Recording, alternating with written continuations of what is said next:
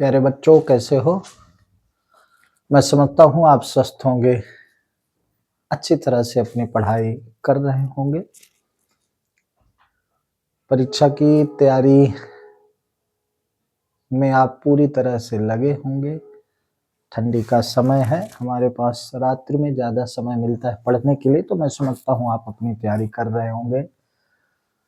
तो आइए, मैं पहुंच गया प्रश्नावली 12.1 के प्रश्न क्रमांक 7 में। मैंने शुरू में कहा है कि अगर इन प्रश्नों के फिगर आपसे अच्छे में समझ में आ जाते हैं तो फिर इन प्रश्नों के करने में कोई दिक्कत नहीं होने वाली। ठीक है, तो ये प्रश्न क्रमांक 7 आप किताब में पढ़ेंगे तो उसमें लिखा है एक वृत्ताकार तंबू है जिसके ऊपर एक शंकु के आकार का अध्यारोपित। कहने का तात्पर्य, इस प्रकार के तंबू आपने गांवों में देखे होंगे, झोपड़ी नुमा बनते हैं, नीचे बेलनाकार और ऊपर शंकु के आकार का। प्रश्न ये कहता है कि बेलनाकार, ये बेलनाकार भाग है इस तंबू का, पूरा ये तंबू है, तो जो बेलनाकार भाग है इसकी ऊंचाई h 2.1 मीटर है और बेलनाकार की जो व्यास है वृत्त की वो 4 मीटर है। तो निश्चित रूप से चूंकि इसी बेलन पर ये शंकु अध्यारोपित है, इसी बेलन पर शंकु बना हुआ है, तो शंकु की त्रिज्या भी r होगी और व्यास 4 दिया है तो त्रिज्या 4 का आधा 2 होगी। इस शंक्वाकार भाग की शंकु की तिर्यक ऊंचाई दी है आपको 2.8 मीटर। आइए प्रश्न पढ़ते हैं। मैंने प्रश्न को समझाया। कोई तंबू एक बेलन के आकार का है जिस पर एक शंकु अध्यारोपित है। ये तंबू बेलन के आकार का है, इसी के ऊपर शंकु अध्यारोपित। कहने का तात्पर्य कि ये पूरा ही तंबू है। बना किस प्रकार से है ऐसा समझा रहा है प्रश्न, कि बेलनाकार तंबू है जिस पर शंकु अध्यारोपित है। यदि बेलनाकार भाग की ऊंचाई और व्यास क्रमशः 2.1 मीटर और 4 मीटर हो। बेलनाकार भाग की ऊंचाई क्या है? 2.1 मीटर है ये, और उसका व्यास 4 मीटर है। शंकु की तिर्यक ऊंचाई 8 मीटर है। तो इस तंबू को बनाने में प्रयुक्त कैनवास का क्षेत्रफल ज्ञात कीजिए। साथ ही ₹500 प्रति मीटर स्क्वायर की दर से इसमें प्रयुक्त कैनवास की लागत ज्ञात कीजिए। ध्यान दीजिए कि तंबू के आधार को कैनवास से नहीं ढका जाता। आप ये भी जानते हैं कि जहां तंबू बना होता है तो नीचे मैट लगती है, उसमें कैनवास का कपड़ा नहीं लगता। तो ये जो तंबू बना है, इस तंबू में कैनवास का कपड़ा लगा है। इस भाग में, इस भाग में, इस भाग में, इस भाग में आधार इसका कैनवास से नहीं ढका है, अर्थात आधार खाली। ठीक है, तो फिर इस तंबू को बनाने में कितना कैनवास लगता है वो ज्ञात करना है, कैनवास का क्षेत्रफल। और यदि कैनवास की लागत ₹500 मीटर वर्ग क्षेत्रफल है तो कुल कितनी लागत होगी उस कैनवास को खरीदने में? तो दिया है, यहाँ प्रश्न हम सॉल्व करेंगे। क्या दिया है? दिया है एक बेलनाकार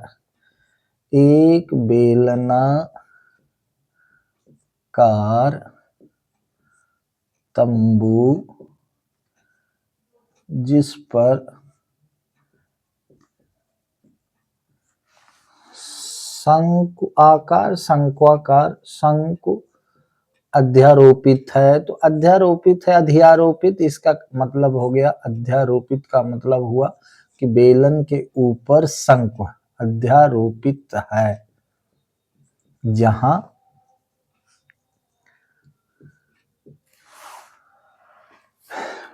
बेलनाकार भाग की ऊंचाई, बेलनाकार भाग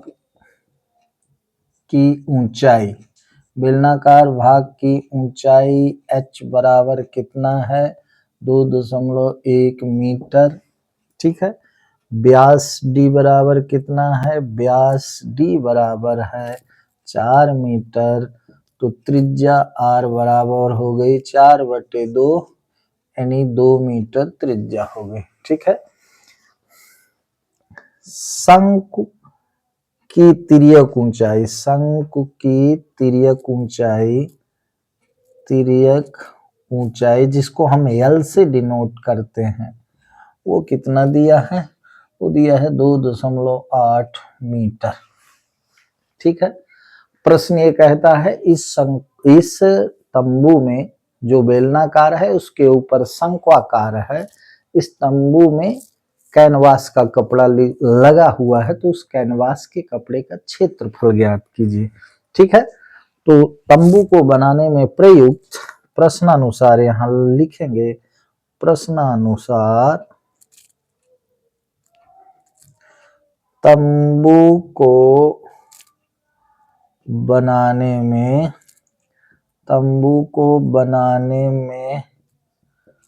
प्रयुक्त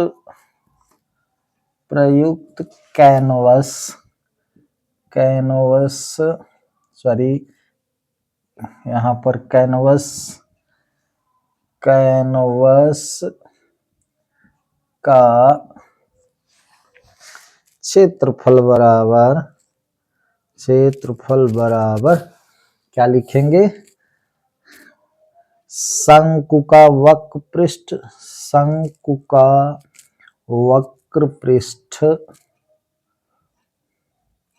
धन वेलन का वक्र पृष्ठ। अब आप समझेंगे शंकु का वेलन का वक्र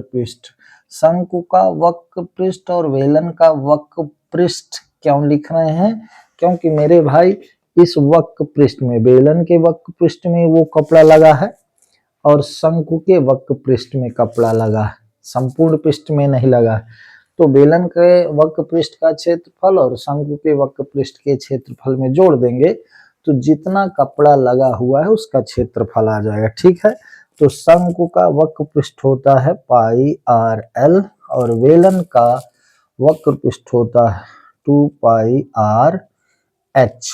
ये सरल तरीका है, पिछले प्रश्नों में भी मैंने ऐसे हल किया था कि इसमें पहले जो चीज कॉमन है फार्मूले में ही हम कॉमन ले ले। तो यहाँ आप देखें पाई आर कॉमन है तो उसको सॉल्व करने में सुविधा हो जाती। तो यहाँ L बचा और यहाँ क्या बचा? पाई आर ले लिए तो 2H बचा। ये आप समझेंगे, पाई आर का L में गुणा तो पाई आर L, पाई आर का 2H में गुणा तो 2 पाई आर H। अब इसको सॉल्व करने में हमें सुविधा होगी। तो पाई की वैल्यू 22/7 गुणे आर इसका कितना है? R2 है। L कितना है? L यानी तिर्यक ऊंचाई, तो इसकी तिर्यक ऊंचाई L बराबर है 2.8 मीटर। तो L धन 2H, 2 गुणे H कितना है भाई? तो H है 2.1 मीटर। ठीक है। पहले हम इसको सॉल्व कर लें, इसके बाद गुणा कर दें। तो यहाँ पर हो गया 22/7 गुणे 2। अब देखिए ये 2.1 में 2 का गुणा करेंगे तो 4.2 हो जाएगा। एक स्टेप और कर लें, 2.8 धन 4.2। अब आप इसको जोड़ेंगे 2.8 4.2 को जब हम जोड़ेंगे तो 8 2 10 4 2 6 एक 7 हो जाएगा। तो एक स्टेप यहाँ कर लें तो 22/7 गुणे 2 गुणे ये कितना हो गया? 7 हो गया। 7.0 लिखें चाहे 7 लिखें। ठीक है। 2.8 4.2 जब हम जोड़ेंगे तो 7 आएगा। 7 से 7 कट गया। तो आपको बता दूं यहाँ जो आया क्या आ गया?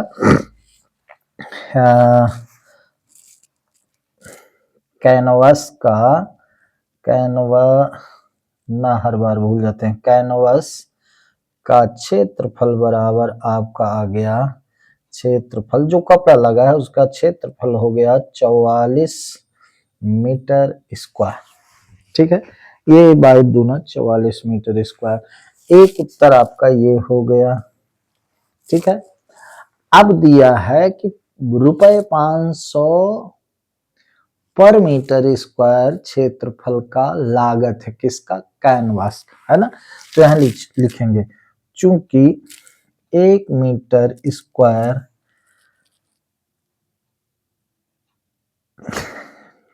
कैनवस की लागत है बराबर की लागत है बराबर ₹500, इसलिए 44 मीटर स्क्वायर क्षेत्र की लागत हो गई 44 गुणे 500। तो जब हमने गुणा किया तो 5 चौक 20, 5 चौक 20 2 22, इतने रुपए। एक उत्तर आपका हो गया। क्षेत्रफल कैनवास का 44 मीटर स्क्वायर और उसको खरीदने में कुल जो कीमत लगी वो 22,000 रुपए हुई। ठीक है, तो इतने में ये प्रश्न हल करें परीक्षा की दृष्टि से पर्याप्त। इसमें थ्योरी लिखी हुई है और फिर सॉल्व किया गया। ठीक है, तो परीक्षा में आए तो इस प्रकार हम चित्र बना लें और उस प्रश्न की पूरी बात लिखें तो मुझे लगता है कि वो ठीक होगा, आपको और अच्छे नंबर मिलेंगे। तो सबसे ज़्यादा इम्पोर्टेंट क्या है, इसको आप लिखिएगा। सबसे ज़्यादा इम्पोर्टेंट है कि आपका फिगर बना हो। तो फिगर देखते हैं तो फिर हमको कंफ्यूजन भी नहीं होता कि इसकी रेडियस त्रिज्या क्या है, इसका व्यास क्या है, ऊंचाई क्या है। फिगर से हमको ये सारी चीज़ों को समझने में बड़ी सुविधा हो जाती है। इस गणित में फिगर सबसे ज़्यादा इम्पोर्टेंट है, जिस प्रकार से ट्रिग्नोमेट्री में आप फिगर से ही लगाते थे। ठीक, अगला प्रश्न देख लें। अगला प्रश्न कहता है कि ऊंचाई 2.4 सेंट। प्रश्न क्रमांक कौन? प्रश्न क्रमांक 8 में पहुंचे। प्रश्न क्रमांक 8 का हल, इसका भी चित्र देख लें। ऊंचाई 2.4 सेंटीमीटर और व्यास 1.4 सेंटीमीटर वाले एक ठोस बेलन में से इसी ऊंचाई और इसी व्यास वाला एक शंक्वाकार खोल काट लिया जाता है। इसको ऐसे समझें, ये मेरे भाई ये है बेलनाकार, आप समझिएगा। ठीक है, ये बेलनाकार है, कोई ठोस है बेलनाकार। अब इसकी ऊंचाई 2.4 सेंटीमीटर है, ये ऊंचाई कितना है 2.4 सेंटीमीटर ये ऊंचाई। ठीक है, इसका व्यास 1.4 सेंटीमीटर, तो ये व्यास कुल कहलाता है। तो व्यास कितना है, व्यास है इसका 1.4 सेंटीमीटर, ये पूरा व्यास कहलाता है। आप समझते हैं, ये चूंकि बेलन में नीचे भी सर्किल होता है ऊपर भी सर्किल होता। ठीक, इसी ऊंचाई और इसी व्यास वाला एक शंक्वाकार खोल इसी से काट के निकाला जाता है। कहने का तात्पर्य कि अगर इस प्रकार का कोई बेलनाकार ठोस है और वो खोखला नहीं है तो इसी ऊंचाई और इसी व्यास का यहां से शंक्वाकार काट लिया जाता है, काट के निकाल दिया जाता है, जिसके अंदर शंक्वाकार क्षेत्रफल बन जाता है। कैसे काट के निकाल लिया गया, इस तरह से समझे, इस प्रकार से ऐसे यहां से ऐसे काट के इसी को काट के निकाल लिया गया, तो इसके अंदर शंक्वाकार भाग बन गया। ठीक है, तो अब इस शंकु की भी त्रिज्या वही होगी जो इस बेलन की त्रिज्या होगी, इस शंकु की ऊंचाई भी वही होगी जो इस बेलन की ऊंचाई होगी। तिर्यक ऊंचाई हमें ज्ञात करनी पड़ेगी। ठीक है, तो प्रश्न ये कहता है कि अब ये जो ठोस इसके अंदर से शंक्वाकार निकाला गया, तो अब ये जो ठोस का पृष्ठीय क्षेत्रफल है उसको हमें ज्ञात करना है। तो दिया है, इसमें दिया है एक बेलनाकार ठोस, एक बेलनाकार ठोस जिससे उसी ऊंचाई का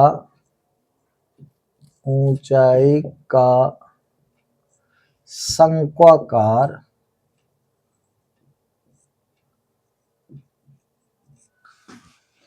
खोल बनाया गया।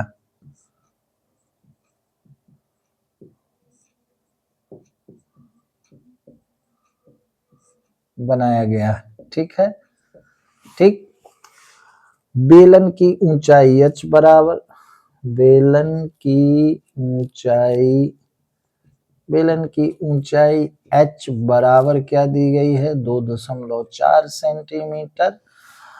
और बेलन का व्यास d बराबर, जैसे अब आप तो ये समझ गए व्यास d बराबर कितना है, 1.4 सेंटीमीटर। तो r बराबर होगा 1.4/2, तो 0.7 सेंटीमीटर। ये क्या हो गया, त्रिज्या हो गई। ये त्रिज्या बेलन की भी है, ये त्रिज्या शंक्वाकार भाग की भी है। आप समझ रहे होंगे कि सर्किल दोनों का ऊपर नीचे वो सर्किल बराबर होता है, बराबर क्षेत्रफल का होता है। ठीक है, तो इसमें ज्ञात हमें क्या करना है, तो पहले हम इसका अतः शंकु की तिर्यक ऊंचाई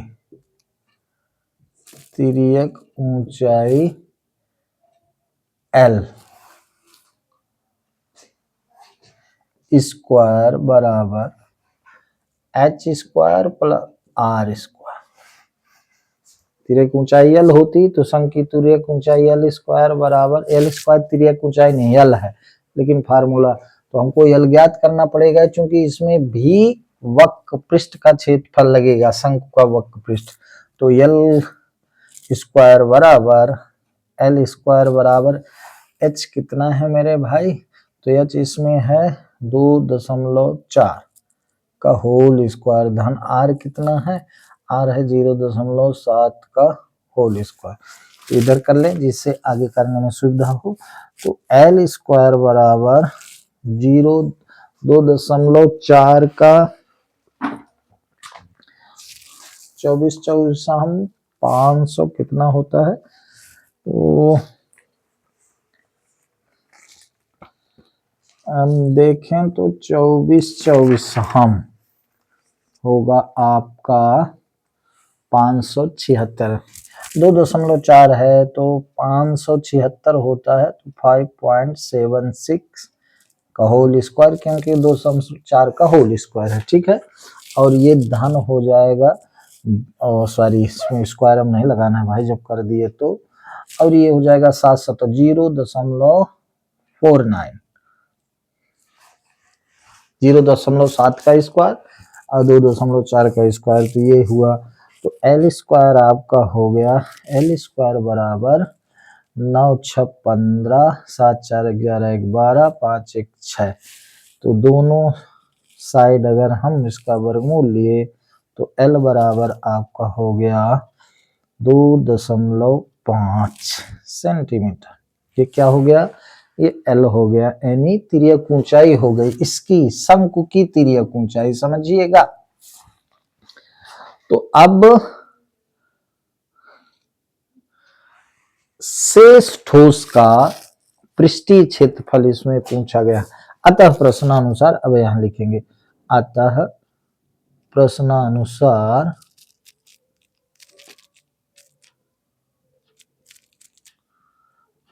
ठोस का पृष्ठीय क्षेत्रफल बराबर के बाद इधर हम लिख रहे हैं तो क्या लिखेंगे, शंकु का वक्र पृष्ठ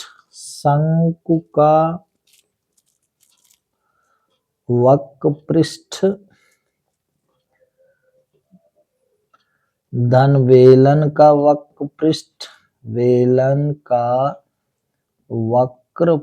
पृष्ठ धन वृत्त का क्षेत्रफल। नीचे वृत्तीय क्षेत्रफल है ना, तो वृत्त का क्षेत्रफल समझिएगा। वृत्त का क्षेत्रफल क्यों लिखे भाई, इसलिए लिखे कि ये अब यहाँ खोखला हो गया तो ये आकार बन गया, उसके अंदर शंकु के आकार का बन गया, ऊपर खाली है तो वृत्त का क्षेत्रफल ऊपर वाला नहीं, क्योंकि ऊपर अब खाली है, होल कर दिया गया, शंक्वाकार होल कर दिया गया। तो शंकु का वक्र पृष्ठ धन ये बेलन का वक्र पृष्ठ नीचे ये जो वृत्त है ये ठोस था तो नीचे नहीं होल हुआ है, ये बचा है, तो वृत्त का क्षेत्रफल। तो कुल मिला के इस ठोस का जो पृष्ठीय क्षेत्रफल हुआ तो हुआ पाई आर एल धन 2 पाई आर एच धन pi R square. Pi R square क्या? वृत्त का क्षेत्रफल। ठीक है, तो अब इधर समझ ले इसको,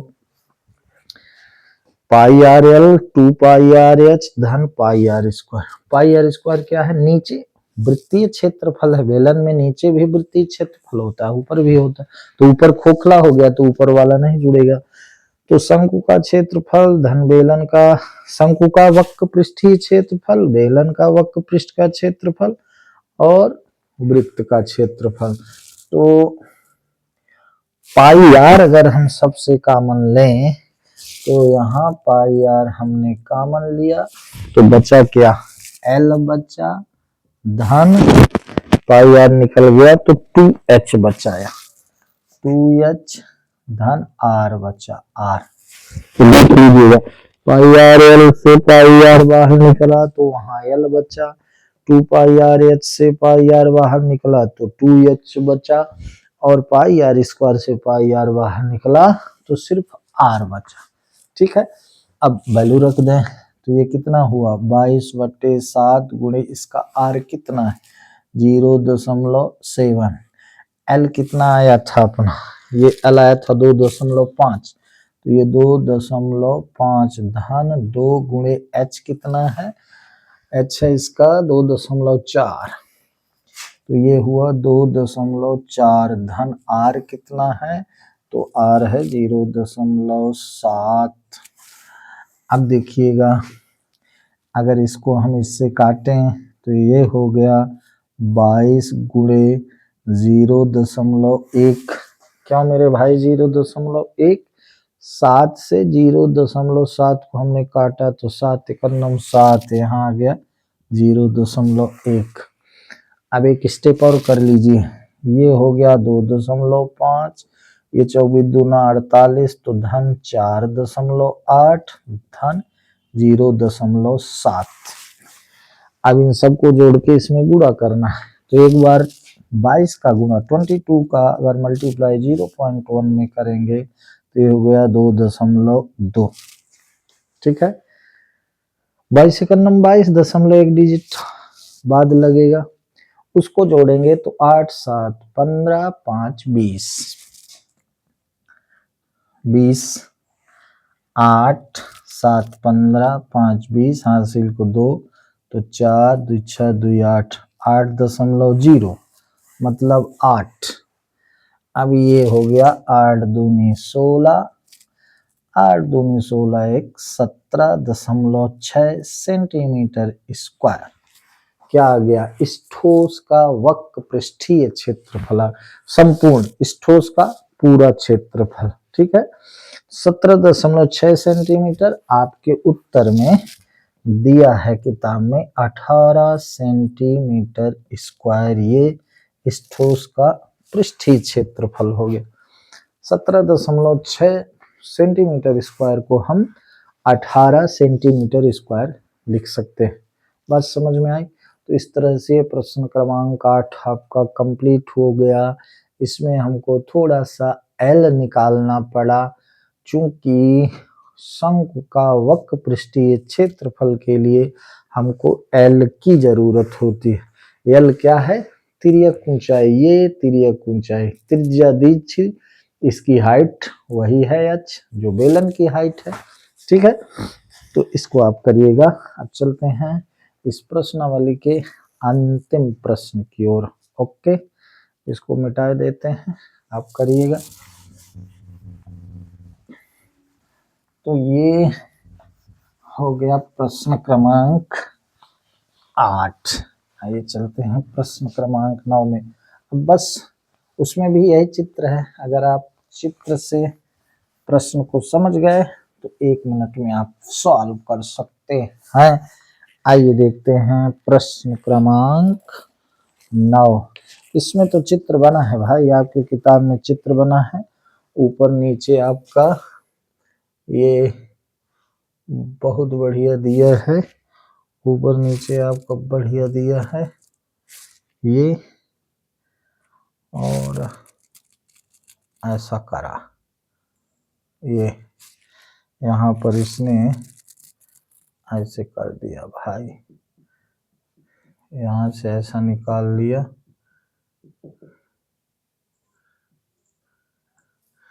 और इधर से भी निकाल लिया, थोड़ा सा ऐसा किया, थोड़ा सा ऐसा किया, फिर ऊपर से भी निकाल लिया। अब आप समझें, ऊपर नीचे से दोनों ओर से ये अर्धगोलाकार काट के इस बेलन, ठोस बेलन से निकाला गया। नीचे से भी एक बेलनाकार है, इस प्रकार से ये बेलनाकार है, नीचे से भी खोद करके अर्धगोलाकार निकाला गया, ऊपर से भी निकाला गया है। बचे हुए ठोस का पृष्ठीय क्षेत्रफल ज्ञात करना है। बेलन की ऊंचाई इसमें 10 सेंटीमीटर, ये बेलन की ऊंचाई कितनी है, 10 सेंटीमीटर, ठीक। और त्रिज्या कितनी है, त्रिज्या है 3.5 सेंटीमीटर, त्रिज्या कहें तो ये त्रिज्या कितनी है, 3.5 सेंटीमीटर। प्रश्न पढ़ने, लकड़ी के एक ठोस बेलन के प्रत्येक सिरे पर एक अर्धगोलाकार खोद कर निकालते हुए एक वस्तु बनाई गई है जो आकृति 12.11 में दर्शाया गया। यदि बेलन की ऊंचाई 10 सेंटीमीटर और आधार की त्रिज्या 3.5 सेंटीमीटर है तो इस वस्तु का संपूर्ण पृष्ठीय क्षेत्रफल ज्ञात कीजिए। इस ठोस का, इस वस्तु का संपूर्ण पृष्ठीय क्षेत्रफल अपन को ज्ञात करना है। प्रश्न क्रमांक 9 हल। क्या दिया है इसमें, दिया है में हम लिखेंगे एक बेलनाकार ठोस, या बस तो कुछ लिख सकते हैं, ठोस जिसके दोनों सिरों से अर्धगोलाकार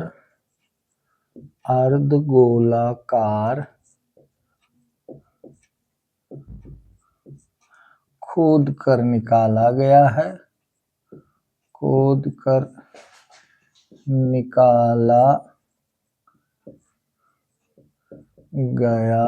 है,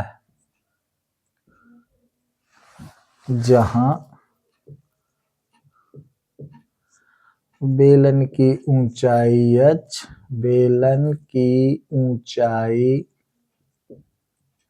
h बराबर 10 सेंटीमीटर, ठीक है, और त्रिज्या r बराबर 3.5 सेंटीमीटर, ठीक। प्रश्नानुसार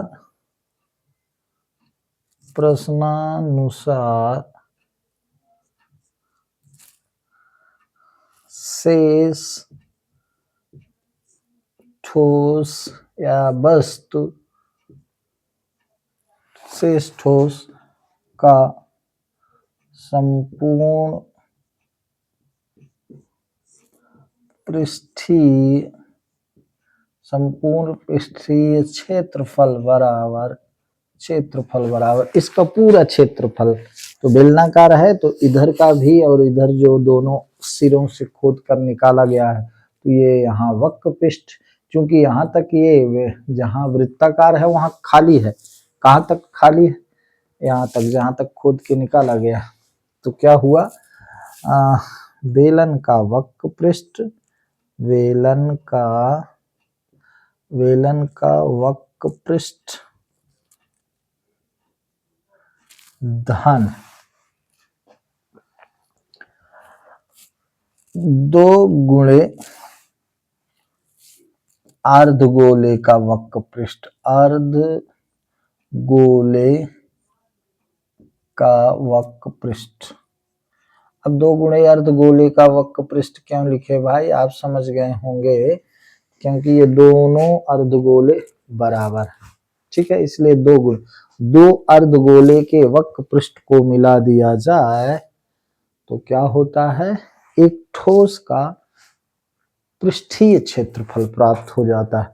इसीलिए 4 पाई आर स्क्वायर गोले का पृष्ठीय क्षेत्रफल होता है, उसका आधा 2 पाई आर स्क्वायर अर्धगोले का वक्र पृष्ठीय क्षेत्रफल होता है, ठीक है। तो बेलन का वक्र पृष्ठ 2 पाई आर एच धन 2 गुणे 2 पाई आर स्क्वायर।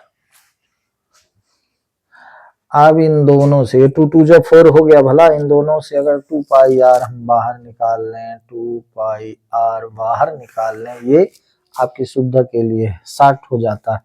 तो यहाँ हो गया h प्लस 2r। कैसे 2r, 2 पाई आर में 2r का मल्टीप्लाई करेंगे तो 2 दूनी 4 पाई आर स्क्वायर, ये 2 दूनी 4 पाई आर स्क्वायर, ठीक है। तो 2 गुणे 22/7 गुणे आर कितना है यार, तो आर है यार 3.5 और यहाँ h कितना है 10 और फिर 2r, तो 2r 2 गुणे 3.5, तो 7 पना 35 काट दें, यहाँ 0.5 आ गया और ये क्या हो जाएगा, ये हो जाएगा आपका 22 दूना 44 गुणे 0.5। अब ये 10 धन 35 दूना 70, तो ये 7 हो गया। 3.5 में 2 का गुणा करेंगे तो 7 आएगा। अगर आप हिंदी में समझते हो तो 3.5 दूना 7 होता है, 3 दूनी 6, आधा दूना 1, तो 6 1 7। वैसे देखें तो 2 पंचे 10, 2 3 6 1 7, ठीक है। तो अब ये हो गया 44 का 0.5 में गुणा करें तो 5 चौक 20, 5 चौक 20, 2 22, ये दशमलव लग गया और ये हो गया 17। तो ये 22.0 का मतलब 22 हुआ, ठीक है। तो इसका जब हम गुणा करें 17 दूना 34, 17 दूना 34, 3 37, ये आ गया 374 सेंटीमीटर स्क्वायर आपका उस ठोस का पृष्ठीय क्षेत्रफल हो गया। ये आपका हो गया बंधु उत्तर, ठीक है। इस तरह से 12.1 प्रश्नावली आपकी हुई समाप्त। 3 प्रश्नों का मैंने वीडियो बनाया है, अगर आप चाहेंगे तो आधे घंटे आप देखेंगे और आपको प्रश्न बिल्कुल क्लियर हो जाएंगे। तो प्यारे बच्चे इसको आप प्लीज देखिएगा। तो इस तरह से 12.1 प्रश्नावली समाप्त हुई। आप प्लीज, मैं जैसे वीडियो के अंत में कहता ही रहूंगा कि प्यारे बच्चों, इनको अगर आप देखते हैं, आपके समझ में आता है, तो प्लीज आप अपने दोस्तों को जरूर इसको शेयर करें। और अगर आपको समझ में नहीं आता है तो प्लीज अपनी बात, समझ में आता है तो, नहीं समझ में आता है तो भी आप अपना प्रत्युत्तर दें, हमें कुछ अपनी बात बताएंगे। तो अगर आपके समझ में आता है तो हमारा हौसला होगा, आपके समझ में नहीं आता, आप कुछ समस्या लिखते हैं तो मैं उसमें सुधारने का प्रयास करूंगा। तो सो प्लीज अपने मित्रों को इस वीडियो को भेजें, मेरे वीडियो को लाइक करें, मेरे channel you can do maths जो सरल हिंदी में है प्लीज सब्सक्राइब करें। आज बस इतना ही, शुभ रात्रि।